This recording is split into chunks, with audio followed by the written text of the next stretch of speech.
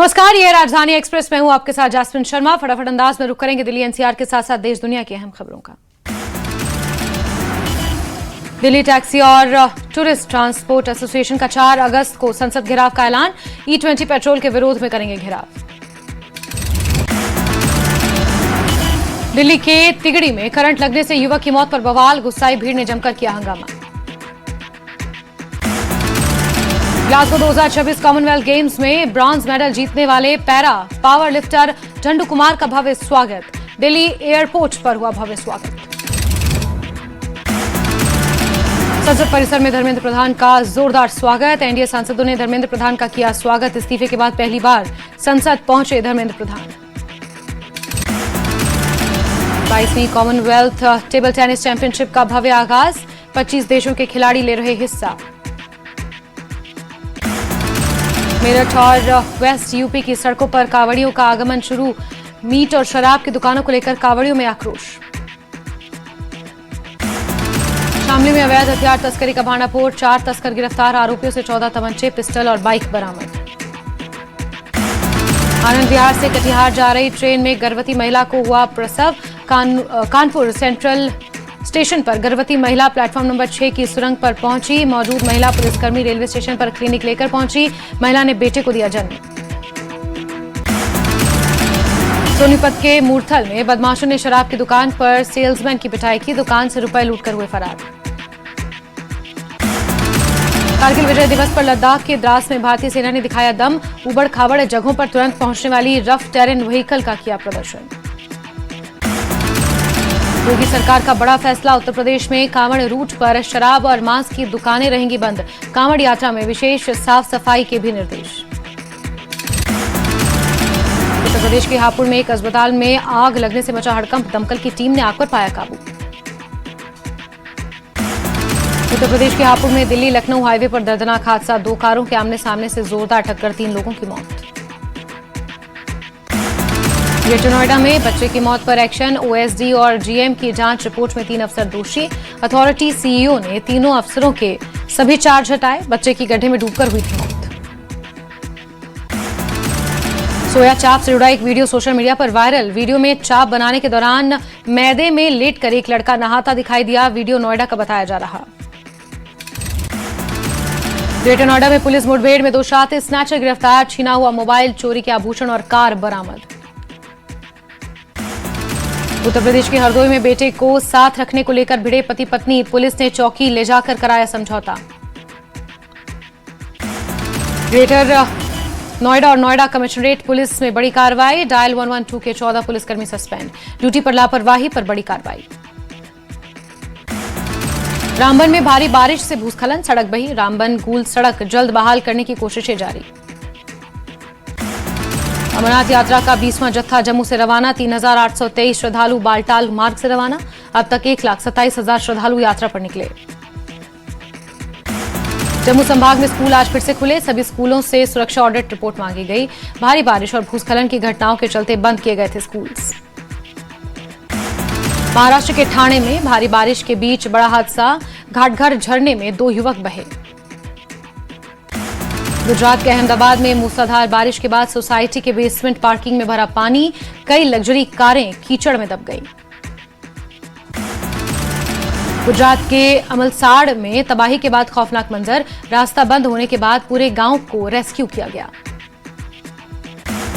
राजस्थान के बाड़मेर में मूसलाधार बारिश से सड़कें दरिया बनी। कई घरों में घुसा पानी। पेपर लीक रोकने के लिए प्रधानमंत्री मोदी ने किया 6 सदस्यीय हाई पावर टास्क फोर्स का गठन। इन्फोसिस के सह संस्थापक नंदन नीलेकणी को बनाया गया टास्क फोर्स का हेड। प्रधानमंत्री बोले, संसद में कठोर कानून बनाने की तैयारी। ग्लासगो कॉमनवेल्थ गेम में भारत की मीराबाई चानू ने जीता गोल्ड। वेट लिफ्टिंग में भारत को मिला गोल्ड मेडल। पीओके में आर पार की लड़ाई तेज। विद्रोहियों ने मुजफ्फराबाद कूच का किया ऐलान। शहबाज शरीफ और मुनीर सेना की टेंशन बढ़ी। तेजी से भड़कती जा रही स्पेन के जंगलों की आग। स्पेन के प्रधानमंत्री साचेंग्स ने बताया, देश के लिए बड़े संकट का काल। फ्रांस के जंगल में लगी भीषण आग हुई बेकाबू। मशहूर टूरिस्ट प्लेस कैप फेरेट भी में भी जारी किया गया अलर्ट। सुरक्षित जगहों पर पहुंचाए गए 2.25 लाख लोग। कच्चे तेल की कीमतों में 5% से ज्यादा की आई गिरावट। ट्रंप के ईरान पर हमले रोकने के फैसले के बाद दाम गिरे। यूक्रेन के खार्किव में रूस ने किया बड़ा मिसाइल हमला। 10 से ज्यादा घर हुए तबाह, कई लोगों की मौत की आशंका। रूस ने डोनेस्क और सुमय में यूक्रेनी सेना के अड्डों पर किया हमला। यूक्रेन के ड्रोन कमांड सेंटर को तबाह करने का दावा। और चलिए अब रुक करते हैं कुछ खबरों का विस्तार से, जहां दिल्ली को प्रदूषण से राहत दिलाने और हरियाली बढ़ाने की दिशा में सरकार का ग्रीन मिशन अब रफ्तार पकड़ चुका है। महज 14 दिनों में 23 लाख से ज्यादा पौधे लगाए जा चुके हैं और 70 लाख पौधे लगाने के लक्ष्य का करीब 1/3 हिस्सा पूरा होने का दावा किया गया है। सरकार इसे जन भागीदारी का अभियान बता रही है, जबकि हर पौधे की जियो टैगिंग और 10 साल की ग्रीन रणनीति के साथ इस मिशन को दीर्घकालिक बनाने की तैयारी की जा रही है। ये खास रिपोर्ट देखिए।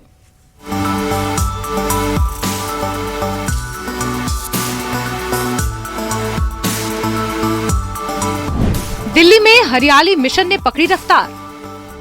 14 दिनों में लगे 23 लाख से ज्यादा पौधे। 70 लाख पौधे लगाने का रखा गया है लक्ष्य। दिल्ली को हरा भरा बनाने की मुहिम अब तेज रफ्तार पकड़ चुकी है।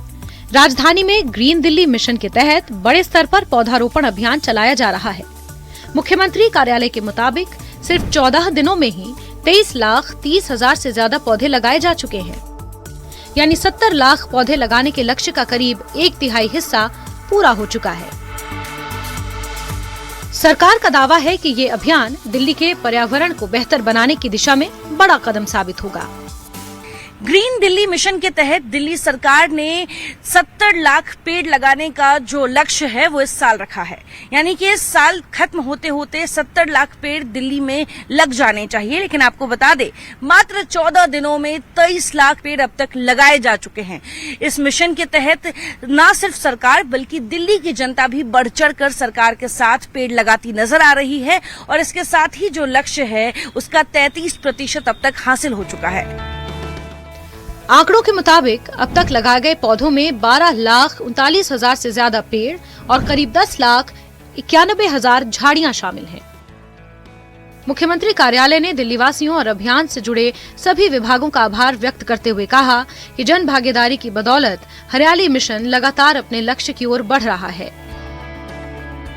पर्यावरण मंत्री मनजिंदर सिंह सिरसा ने रिज क्षेत्र में पौधारोपण अभियान के दौरान बताया कि रिज और अन्य चिन्हित हरित क्षेत्रों में 15 लाख पेड़ पौधे लगाए जा रहे हैं।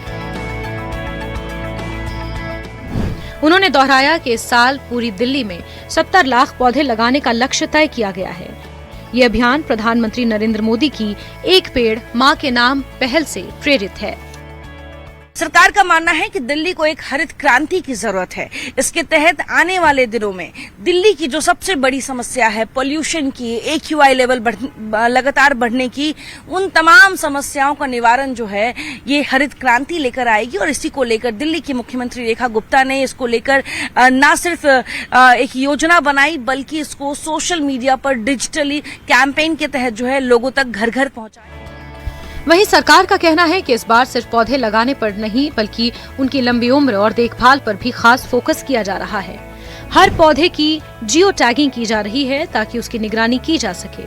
साथ ही 10 साल की रणनीति के तहत कम पानी पीने वाले, ज्यादा छाया देने वाले, अधिक ऑक्सीजन देने वाले और प्रदूषण कम करने वाले देसी पौधों को प्राथमिकता दी जा रही है। इस अभियान में सरकारी विभागों के साथ साथ नगरपालिका, 70 से ज्यादा देशों के राजनयिक, शैक्षणिक संस्थान, धार्मिक संगठन और सामाजिक संस्थाएं भी हिस्सा ले रही हैं। सरकार का कहना है कि ये सिर्फ पौधारोपण अभियान नहीं बल्कि दिल्ली को हरा भरा बनाने का जन आंदोलन बन चुका है। आने वाले वर्षों में दिल्ली की हवा और पर्यावरण दोनों को नई पहचान देगा। Bureau report, news 18, Delhi NCR। और दिल्ली में अब सफर